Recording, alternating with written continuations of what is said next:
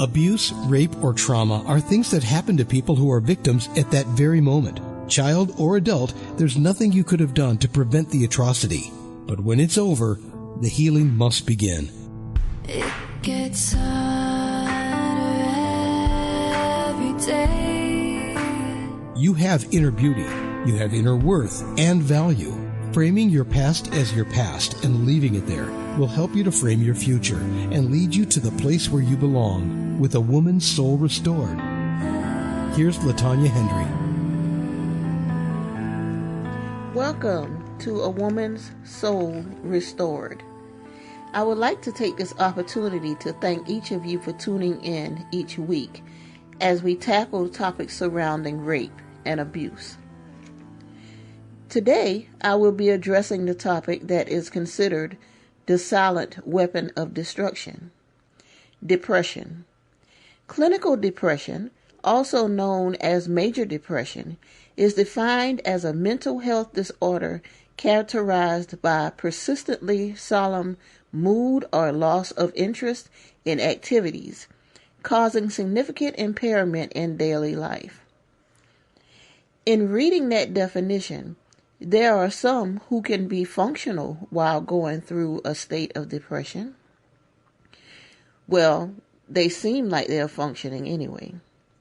They work, tend to their families, be around friends, all while falling apart inside. After a while, though, they can begin to crumble to where it's noticeable. Our bodies were not made to try to function in dysfunction. We may pull it off for a while, but eventually the truth is always revealed. Without doing any research or facts for data, I can speak on this subject personally. I went through a 3-year marriage being depressed for almost the majority of it. I suffered in silence, but I also gained a considerable amount of weight. I went from around 180 and I ballooned up to almost 300 pounds. I ate to make the pain go away.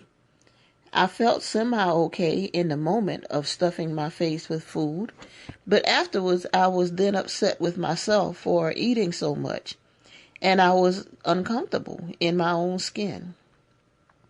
Nothing fit anymore, and I didn't even recognize myself in the mirror. I also didn't recognize the person that was getting slapped around almost daily, so I wore a lot of makeup, and I ate. I ate to make the pain go away, and I wore makeup to cover the bruises. Many women deal with depression differently. Some act out in anger towards others. Some participate in destructive behaviors like drugs, alcohol, or even prescription pills. Some overwork themselves, finding that if they are still or resting too long, that the memories are too much to handle. Some have a combination of these qualities, but there are some that have learned how to camouflage what they are experiencing. Little girls are taught to smile and look pretty. Some of us grew up in households where we were taught that whatever went on in the home stayed in the home. So we smile, we dress nice, and we keep our mouths shut. We may have different ways to express how we are feeling, but we all have one thing in common. We are hurting inside. We are suffering. We go about our lives until we get to a point that we learn how to try to function through pain. Riddled in guilt and shame, we continue to hide deep within ourselves. If we can think about it, what about the women and children that are going through this pandemic with their abusers with them? They cannot get out in the midst of COVID. Those that are stuck in the house or has to spend more time with their abusers. This physical confinement can cause havoc on the mental functionality as well. There is a fear factor that comes along with intimidation that comes with being physically abused, and lasting effects can be devastating and causes us to draw deep within ourselves. Mentally, we can stop growing at the point that the abuse stopped.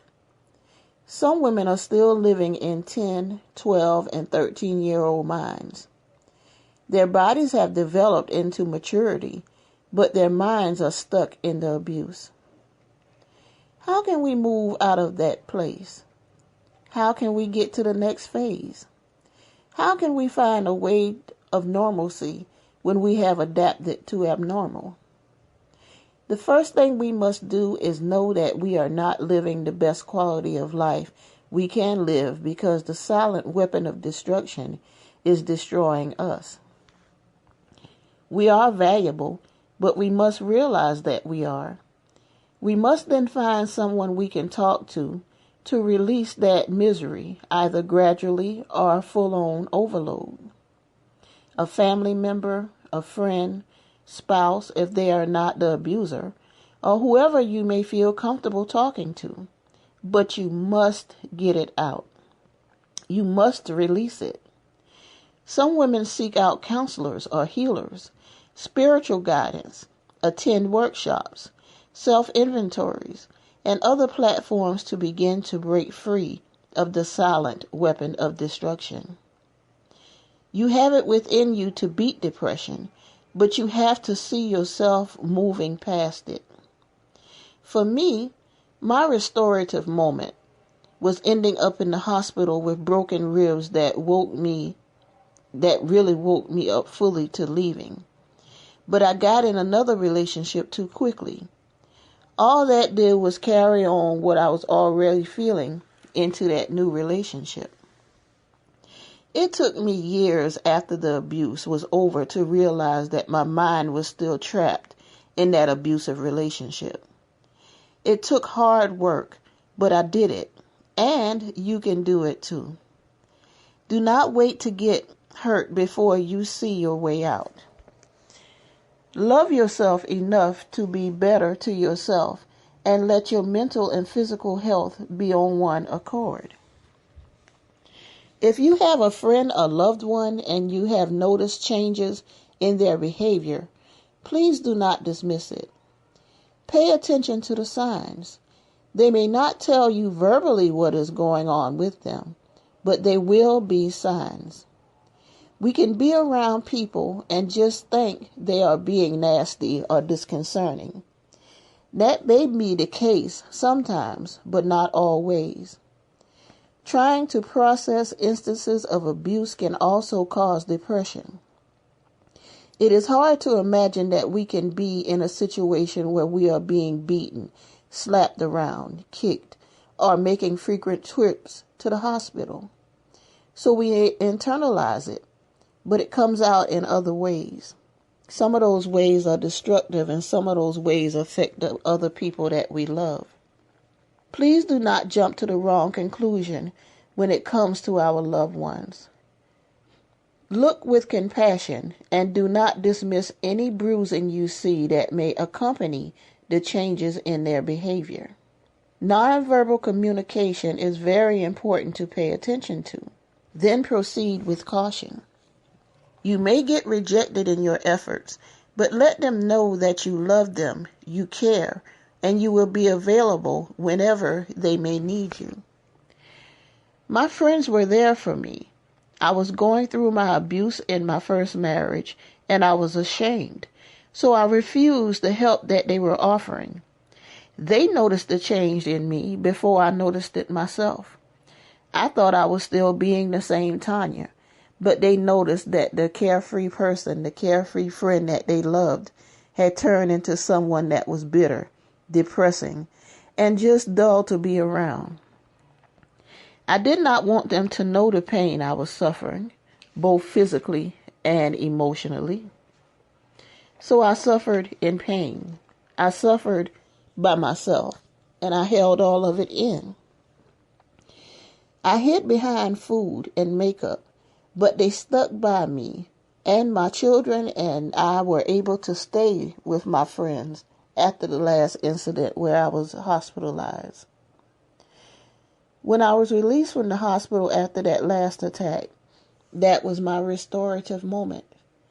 I realized that my worth was more then someone hitting on me, then someone beating me, then someone kicking me and telling me that I wasn't worth anything. I began to feel that I wasn't worth anything, and then the depression sunk in, that was my life at that time, that was my reality, and I really wasn't anything in this world. I really didn't mean anything to the person that vowed to love me for the rest of his life and my life, till death do us part. Death do us part took on a new meaning as the beatings increased, as the cheating increased, and everything that happened in that house of horrors.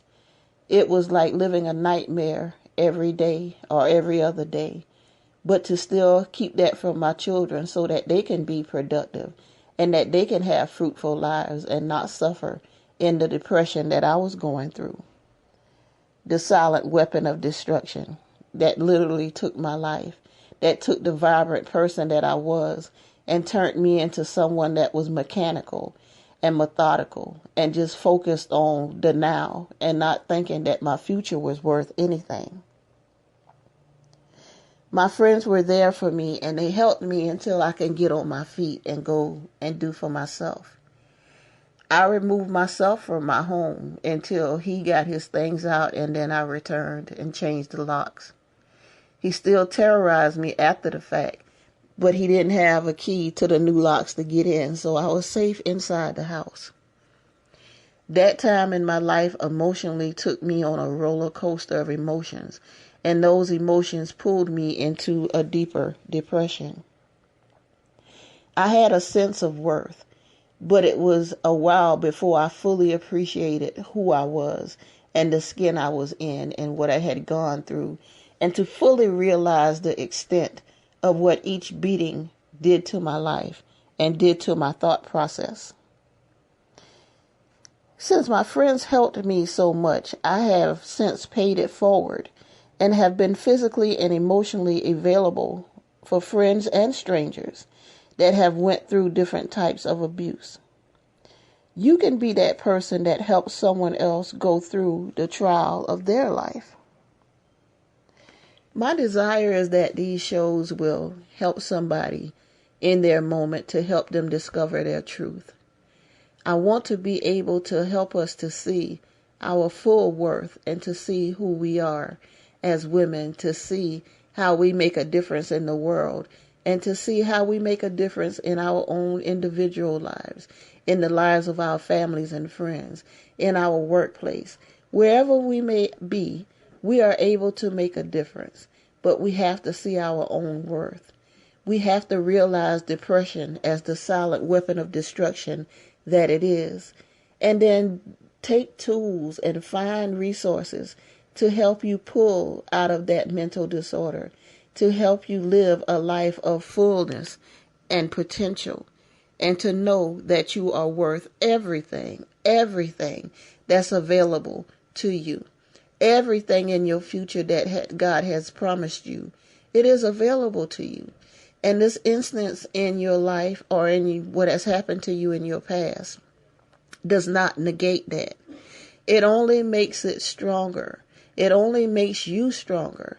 You can grow from this. You can become the best you that you can be, even though it doesn't feel like it right now, or it may not have felt like it when you were going through it.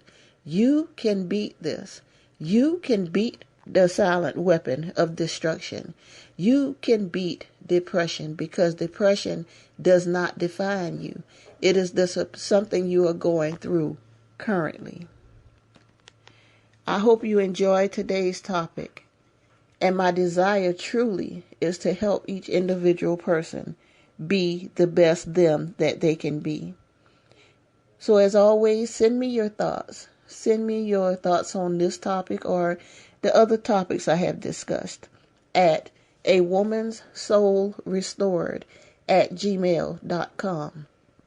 That's awomanssoulrestored@gmail.com. And visit my website at www.livelifenowlovelifedown.net. That's www.livelifenowlovelifenow.net. You can also follow me on Facebook, Instagram, LinkedIn, and Twitter. I look forward to hearing from your thoughts. And coming up on the 31st, I would have a guest that would give us more insight into the mental aspect of abuse and what it does in the long term of our lives. And after the 31st, I will be having guests on in more of a sequence to give us insight on how they restored their lives and came back from the pattern of abuse and neglect and sexual disorder. So this week, this is LaTanya Hendry, and I wish you all well. Be blessed in your future endeavors. And until next week, take care. Ooh.